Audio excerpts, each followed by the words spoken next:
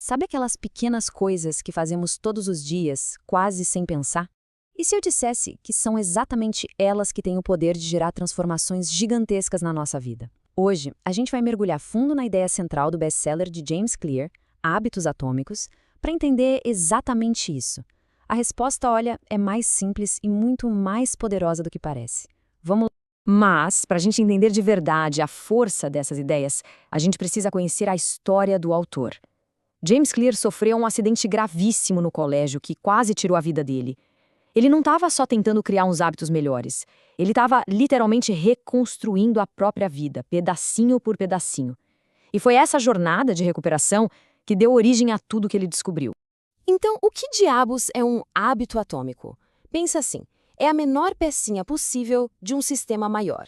É tipo o tijolinho fundamental que, quando a gente junta com vários outros, constrói um sucesso incrível. A ideia é pensar pequeno, mas com potencial, imenso. E aqui a matemática não mente. É impressionante. Uma melhora de só 1% por dia resulta num desempenho 37 vezes melhor no final de um ano. Agora, por outro lado, uma piora de 1% a cada dia leva o resultado para quase zero. Isso mostra o impacto absurdo que pequenas mudanças têm com o passar do tempo. Essa analogia aqui é simplesmente brilhante. Imagina um avião decolando de Los Angeles com destino a Nova York. Se o piloto ajustar o curso só um pouquinho, uns 3,5 graus, o avião não vai pousar em Nova York. Ele vai pousar em Washington, D.C. A mesma coisa acontece com os nossos hábitos. Pequenos ajustes diários podem levar a gente para destinos completamente diferentes. E aqui está a grande sacada do livro. Não se trata de uma revolução da noite para o dia. Se trata da consistência de pequenas ações, dia após dia. A paciência é o ingrediente secreto que libera o verdadeiro poder do efeito composto. Ok, a teoria é ótima, mas e na prática? Como a gente aplica isso? O Clear nos dá um guia poderoso e super fácil de lembrar, as 4 leis da mudança de comportamento. É basicamente um mapa para construir bons hábitos e finalmente se livrar dos ruins. O ciclo do hábito é incrivelmente simples, na verdade. Tudo começa com um estímulo, que acende um desejo, que por sua vez impulsiona uma resposta, para, no final das contas, entregar uma recompensa. Para formar um bom hábito, é só seguir as 4 leis. Tornar o estímulo óbvio, o desejo atraente, a resposta fácil e a recompensa satisfatória. Simples assim. A primeira lei nos leva direto para uma coisa que a gente costuma subestimar muito: o nosso ambiente. E por que isso é tão crucial? Porque, muitas vezes, o contexto em que a gente vive tem um impacto muito maior no nosso comportamento do que a motivação ou a força de vontade. A gente adora pensar que força de vontade é a chave para tudo, né? Mas a verdade é que as pessoas mais disciplinadas não são super-humanas. Elas são, na verdade, arquitetas das suas próprias vidas. Elas projetam o ambiente para não precisar depender de força de vontade. Elas tornam a tentação invisível e os bons hábitos quase inevitáveis. O estudo do Hospital Geral de Massachusetts é um exemplo perfeito disso. Em vez de criar uma campanha enorme, eles simplesmente tornaram a água mais visível e mais fácil de pegar na cafeteria. O resultado?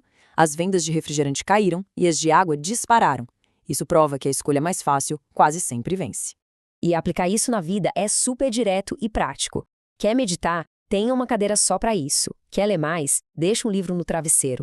A ideia é diminuir ao máximo o esforço para começar os bons hábitos e, ao mesmo tempo, aumentar a dificuldade para cair nos maus hábitos. Certo, já preparamos o terreno, mas como manter o pique? As 2 últimas leis, tornar atraente e tornar satisfatório, são a peça-chave para a gente ter consistência no longo prazo, sabe? Especialmente naqueles dias em que a motivação inicial começa a desaparecer.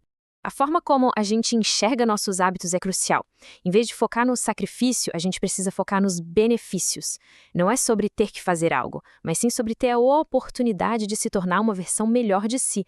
Essa simples mudança de perspectiva, nossa, faz toda a diferença. E aqui está o segredo da 4ª lei. O nosso cérebro ele foi programado para buscar gratificação instantânea. Por isso, para um hábito grudar de vez, ele precisa dar algum tipo de satisfação imediata. Um pequeno sinal de que o esforço valeu a pena agora. 120. O que será que esse número significa? Bom, ele é a chave para uma história incrível sobre como criar essa tal de satisfação imediata. Existia um corretor, Trent Dersmed, que tinha a meta de fazer 120 ligações de vendas por dia.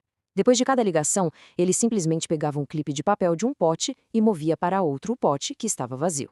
Esse ato, tão simples, dava um sinal visual imediato de progresso, recompensando o esforço a cada passo, muito antes de qualquer comissão aparecer.